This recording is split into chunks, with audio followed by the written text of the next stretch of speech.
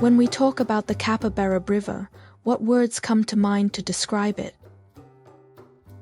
Mangroves, colonial history, the Venice of Brazil, palafitas or stilt houses, the lifeblood of Recife, and the floods that it brings, all these only start to tell us about the life river. The Capibaribe River flows quietly, like a long river of history, witnessing the city's centuries of vicissitudes and transformations, and tied intimately to its future.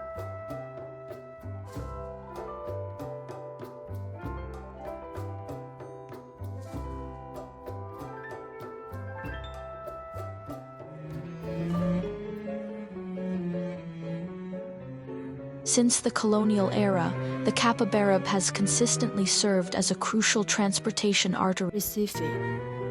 During the Portuguese, then Dutch colonial periods, colonizers utilizing sailing ships to transport sugarcane and other crops. This river became a conduit of wealth while also representing an abyss of inequality. Portuguese and Dutch colonizers utilized the Capibaribe River as the center of economic activities, building the city around the sugarcane industry.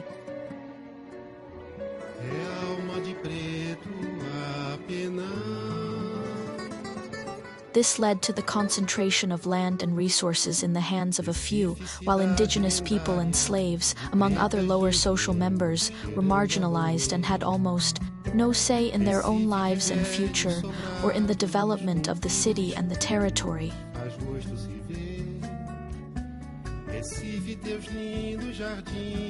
By the late 18th and 19th centuries, with the development of industrialization and the emergence of new technologies, railways and roads began to emerge as primary modes of transportation. The construction of the first railway line marked the arrival of a new era, with trains becoming the preferred method of transporting bulk commodities like sugarcane. Then the car became popular, and roads took over, moving both people and goods around. The river lost its centrality in shaping the city.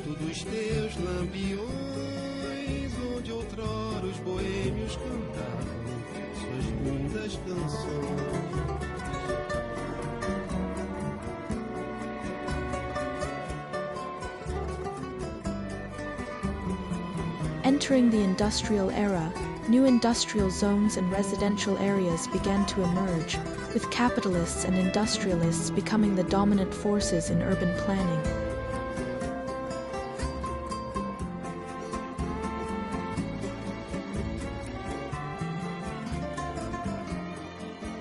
The benefits: they arranged factories, railways, and residential areas along the river.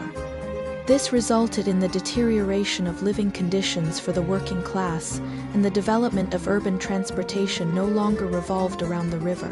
This spatial separation reflected the inequality of social classes.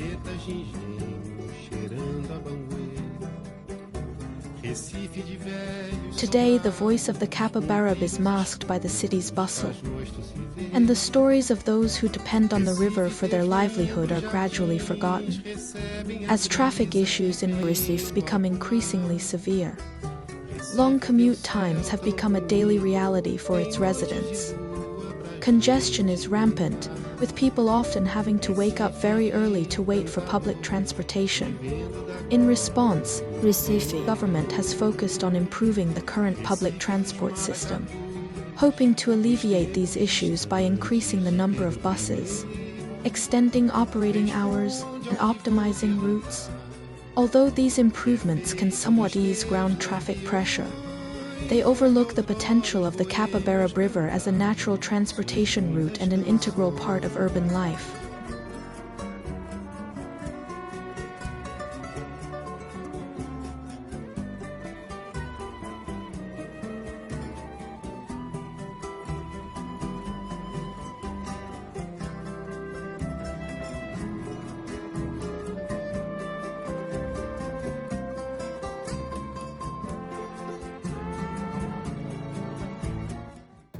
Over the past decade, Recife embraced this river once again, attempting to mend the tears of history and connect citizens to it through the Capibaribe Park project and the promotion of active mobility.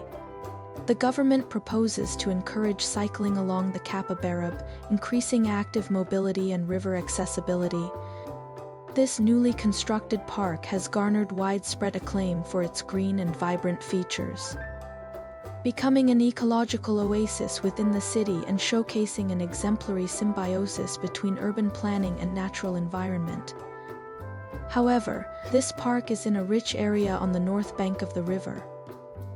While the Capibaribe Park project has been praised, its geographical location inadvertently exacerbates social inequality. The park, situated on the north bank of the river, provides an ideal natural retreat for affluent residents in the surrounding area. Yet for residents of low-income and middle-class communities residing on the south bank of the river, the park is difficult to access due to transportation challenges. This geographical and socio-economic divide restricts their opportunities to enjoy the green spaces and recreational facilities that the city offers.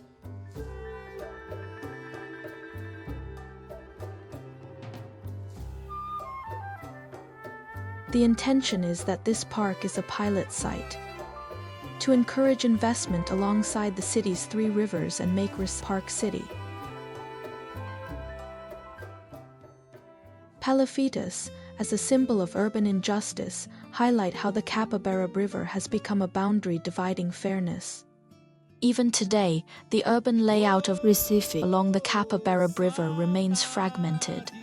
This river has turned into a dividing line between different social groups, acting as a major obstacle to urban communication and leaving a void in the city's structure. This division is particularly pronounced in the stretch between Puda Panela and Iputinga, which relies solely on two dilapidated pedestrian bridges for access between the banks. The north bank of the Capibaribe hosts a large portion of Recife's upper-class population, while the south bank is predominantly inhabited by lower and middle-class communities, severely restricting interactions between the river's residents and its banks.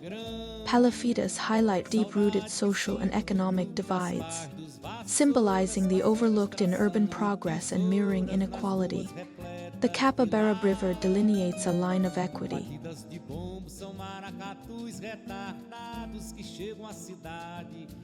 As we envision the future of the Capibaribe River, we are faced with a crucial question. Will our development efforts truly promote prosperity for all? Or will they further widen the gap between the rich and the poor? As the riverbanks become greener, does this mean equal enjoyment of nature's beauty for all citizens? Or will this new oasis be accessible only to a select few? Is the shadow of gentrification silently falling over Recife's future? As we reshape the urban fabric, what changes will the future trends in housing prices bring to communities on both sides of the river? How do we return to the river, bridging its banks, and use the Capibaribe to dismantle injustice? How should we address the looming threats of rising sea levels and the climate crisis? The future of Recife is inextricably linked with the fate of the Capibaribe.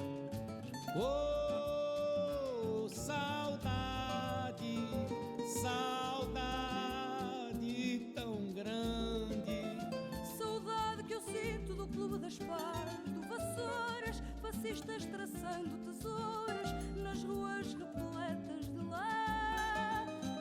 Batidas de bombos são maracatus retardados que chegam à cidade.